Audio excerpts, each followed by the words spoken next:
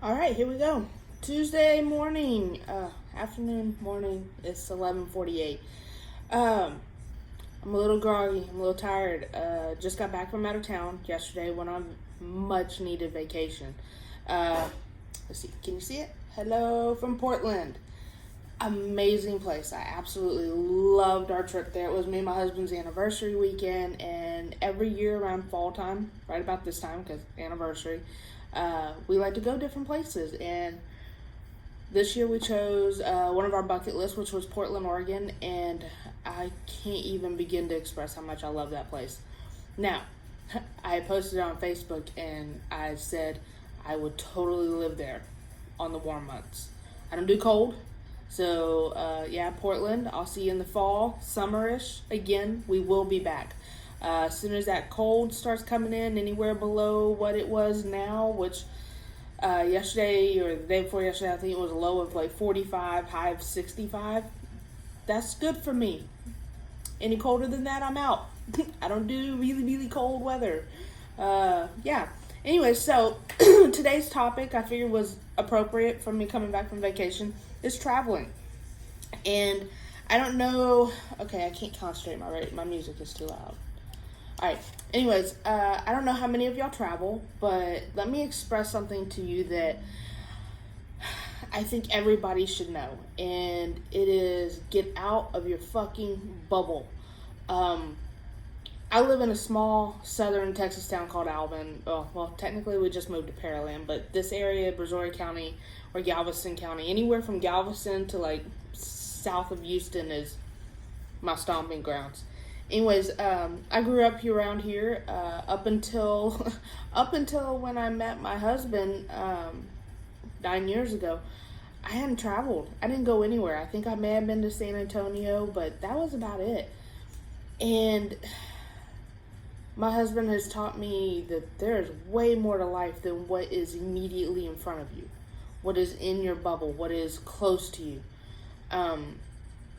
We've really spent our marriage. Every year we go somewhere, 1 to 2 places, whether it's work related, which most of it was for a long time. I mean, it had to make sense, right? You have to make it.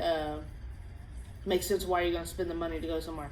So a lot of it was car related, but I tell you what, even that was fun, whether it was with friends or just us. We've been to so many different places, and I've gotten to experience so many really cool places and things. And food, we're foodies, man. We love trying different restaurants. But yeah, anyway, so my point of this is, especially if you own a business. And I know not all of y'all do. I don't care if you own a business or you work a 9 to 5 or whatever. Go on vacations, man, at least once a year. At least once a year. Pick a place that you've never been. Start small. Start in your state and pick a place in your state that you've never been. We started small. We started San Antonio, Austin. I freaking love Austin, but Portland kind of knocked Austin out of the top spot for me. Anyways, we've explored Austin many a times. San Antonio, Dallas, Fort Worth. Haven't really gone west in Texas much, but maybe we will one day. I don't know. I heard there's not a whole lot of shit out there. But anyway, so we start small, start in your own state, and then venture to the state next to you. Cross the line, cross the border. Anywhere, Get out of your house. Get out of your routine. Break it up. I wrote a couple notes to make sure that I bring up a couple of points of why you need to travel. One of the reasons is it gives you a new perspective on life. When you see other people and how they live in other cities and how they do things in other communities and what they rally around, what they promote, what they do to gather together, like the different festivals and the different things. Like one of the things that we did in Portland was they had a farmer's market. Now, I know here in Texas we really can't pull that off because it's too fucking hot. But it was 60 degrees. They have trees everywhere. I'm a big tree lover. See all the trees? I fell in love with the trees. Not to mention, obviously, the weather was nice. It was only like 60, 65 degrees. We're under a bunch of trees. And we walked around all these booths of fresh vegetables and deer sausage and fresh milk, and which is just baffling to me that somebody could be outside with milk. Yeah, right? Well, and then a few blocks down the road was a craft, not craft, it was another like market, but it was like, selling handmade things and art stuff and really cool stuff. I bought a couple more enamel pins because me and my daughter, her so more than me, but tend to collect them. But I met some really cool artists, other graphic designers that sell t-shirts and buttons and hats. And man, if I was a trucker hat girl, I would have went broke this weekend because the amount of really badass hats that I found were astonishing. Amazing designs. Like I could easily be rocking Portland stuff for the rest of the year. It'd be how much stuff I wanted to buy. But anyways, so it's really cool to get out of your comfort zone and go to different places and just experience new things, experience how the people are. So far, everywhere we went in Portland, everybody was nice. Everybody was so really and friendly, and it was really cool. I've been to some places where it's not so much. Chicago really really stuck to the the I can't think of the word, but when the I can't think of it, where they say that Northerners aren't as nice as Southerners, right?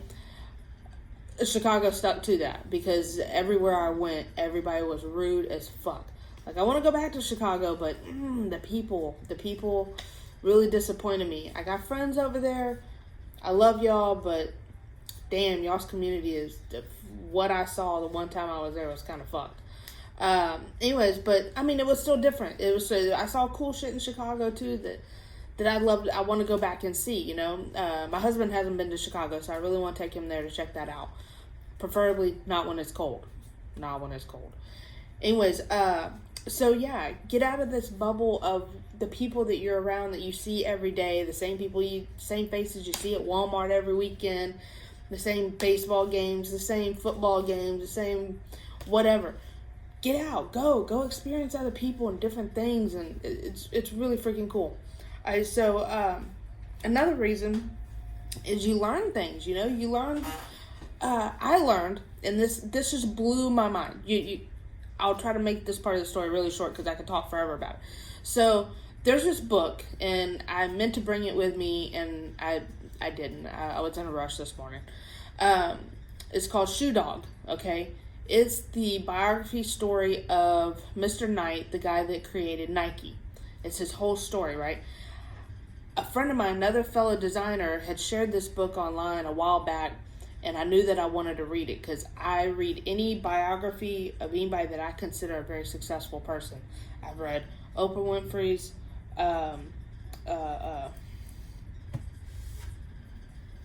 Apple, what's his name? Steve Jobs. I'm currently in the middle of a book on Dr. Seuss. All the Walt Disney biographies you could possibly find. So like the key, like really big names in different industries, I'm interested in what their story is, how they went from A to Z and continued, right? So anyways, I saw this book. I was like, I really want to read that. I need to pick that up one day. Hadn't done it yet. So we're at the airport here was it here in Houston? I think it was the one here in Houston or Dallas on the way to Portland. Anyways, I saw the book and I was like, hey, I need something to read on the plane. Anyways, I'm going to grab that. So I grab it and I start reading it on the plane. And guess fucking what? Nike was established in Portland, Oregon. Can you imagine? And honestly, and what's made it even funnier is that the guy actually lived in the town that we stayed in a hotel, which wasn't Portland. It's called Beaverton. Beaverton, I think? Something like that. Yeah, Beaverton. I'm reading this. I'm like, holy crap, that's where we're going. This is awesome. This is really cool. So I'm like reading the book. So we get to our hotel. The next morning, or that evening, we go to leave the hotel. Or I think it was the next morning. And instead of going right to get to the highway, we always go exploring. We took a left. I shit you not, less than a mile from our hotel was the Nike headquarters. And when I say headquarters, I'm going to call it Nike University because it was larger than any university I've ever seen. It takes up a really, really large portion of that city. Like, it's at least 10 to 12 blocks big. So, and you can drive onto the campus. So we drove on and we looked they had all these different buildings named after either famous athletes or the shoes that he designs, right? Anyway, so I'm like halfway through the book. I'm obsessed with the fact that it's right there down the road from the hotel. It's really cool. Like, this is knowledge. This is knowledge that I wouldn't have picked up anywhere else. I mean, it's just the way it laid out was really cool. You never know. Things like that happen when you get out of your bubble, okay? But anyways, yeah, I learned a lot more things about Portland and what it's known for. The art community, which, just kind of fell in my lap because it's what I pay attention to, because it's what I'm interested in. We went to the largest bookstore, which I could have spent our whole vacation in that store. I mean, really, I had never been so overwhelmed with choices of books. Like, the one book that we bought, my husband picked out because I could not make a decision. I just want to stay there all night. That's all I wanted to do. Found out that Portland has a pretty big poverty issue. I mean, there's a lot of homeless people there. But through my travels, I have learned that every downtown district that I've ever been in has that problem. It's not just Houston. People that have been to, our communities are like, Houston's full of homeless people and it's really nasty. I wish that they cleaned it up and da-da-da. It's in every city. Every city. We've been to, it would take me a while to make a list of all the towns that I've been to and all the downtown areas that we've driven through and experienced the fact that every part of the state, or every state that we've been to, has a homeless issue. And that's not, it's not just for where you're at. It's everywhere. Anyways, all right, so a lot of knowledge. I can't go into detail all the things I've learned over the years, but for real, you learn a lot of stuff, and you learn some important things, and you learn some not so important things, and really cool shit. But it takes getting out of that bubble and going and exploring and checking things out. Okay, all right. And lastly, self-care. Dude, every day we go through this rat race of the same routine. And I don't care if you own your own business or if you go to, a job every day where you get a paycheck. We get up, we get out the door, make it to work, do our job, try to fit food in there somewhere. After work, we do after school, whatever for our kids, our families, or we, do the grocery shopping and the washing of the clothes and the taking care of the house and trying to make sure that we're all fed properly. And it's day in and day out. And on the weekends, we do the grocery shopping and the house cleaning and the errands. And, we're all in this doing pretty much the same thing every day. And the best way to keep from going crazy or to just falling into a depression or just feeling like your life is going nowhere is you got to break up that routine, okay? And this is what I definitely learned the lesson on is how I feel when I come back from a vacation is refreshed. I have new ideas. I have my plans change. I get emotional when I think about it because it really is. It's a game changer. When you learn to travel, when you learn to take time to do something for yourself. In our travel, I'm going to keep using Portland because obviously it's the most recent thing that we did. But breathe different air, sleep in a different bed, drive different roads, try different foods, different places. You create these memories, not just for yourself, but with your loved ones, whoever you go with. And when you're able to create new memories, Dude, I didn't know I was gonna get emotional on this one. But anyways, whenever you create new memories with your family, your husband, your spouse, your partner, your kids, your whoever, that rejuvenates y'all. That brings y'all closer together. When y'all just doing the same shit in and out every day, there's nothing. I mean, yeah, you're still making memories, but are they good memories? Are they fun memories that you're gonna look back on? And can you remember that time we went grocery shopping and we picked up the wrong bread? That ain't fucking memories, man. Memories is, man, do you remember those flowers that you picked up and you found out you were allergic to? No. but for real, remember that restaurant we went to? Man, I wish they had a restaurant like that around here. Man, I really liked, I like the smell of the trees, man. The smell of the trees from Portland to Cannon Beach. I do not know exactly what the smell was. We think it was a certain flower that was along the side of the road, but I'll never forget that smell. I don't know what it was, but I'll never forget it.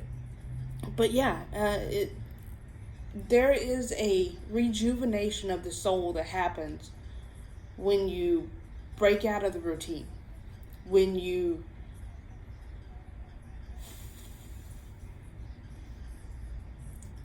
try new things.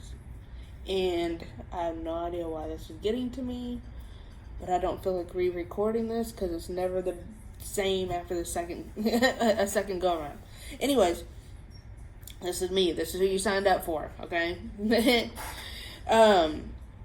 But yeah, you feel amazing. You come back refreshed. You have a new perspective on life. You have a new feeling for. You have new ideas. You have just a refresher. It just really is. And even though that I hate sitting on a plane for 3 hours, oh God, I wish I could just snap and be somewhere else. But it's still the whole journey of between booking your trip, really concentrating on packing what you will need for 3 to 4 days into a bag. That really makes you evaluate what's important to you, I'm telling you. Going to the airport, getting on a plane, sitting next to a bunch of strangers, and then getting off in a place that everything you look at is new. Everything. Everything you touch, you smell, you see. I mean, yeah, there might be some familiarities here and there, but it's all new. It makes your eyes open. It makes you breathe deeper. It makes you want to hold on to all these experiences. During the week, in and out, you're not trying to hold on to any experiences. You're trying to make it through the week. But when you force yourself to slow down because you want to enjoy every moment of not being at work or at home, expected to cook and clean and do the shopping and do the dishes and check on the kids and the homework and meetings and work and all of these things, when all of that gets shoved aside because you're not there, you're somewhere new, and you want to take this time to slow down and experience everything,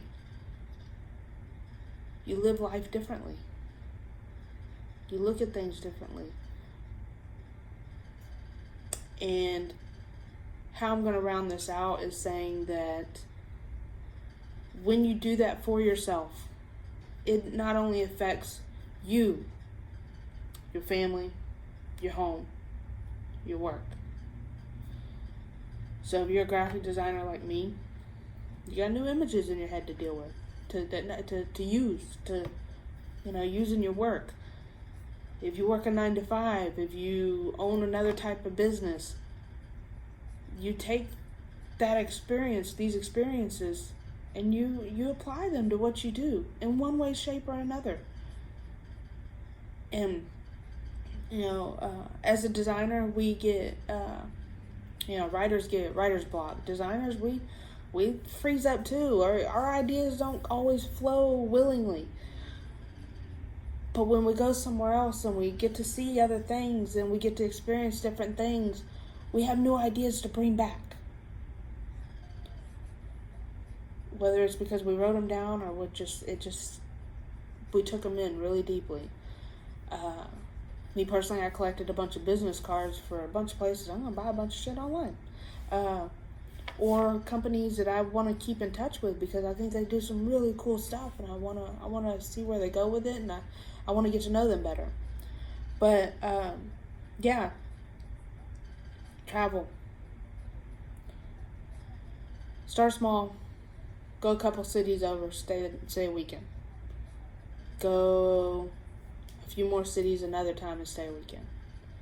And vacations don't have to be long, drawn-out, expensive-ass vacations. Yeah, the good ones are, but they don't have to be, okay? A weekend away, especially in a weird off-season, might cost you $500. You pay for the hotel first, and then you only got to worry about gas, feeding yourself. That's it. I mean, it's not much. Everybody can set aside a couple $100. And if it's just 2 days, leave on Friday night, come back Sunday morning, Sunday evening, whatever. Squeeze as much into those few days as possible. 2 days, Saturday and Sunday. So, yeah. All right, I'm going to wrap this up. I have a lot to do because I just came back yesterday, and so this is another short week for me.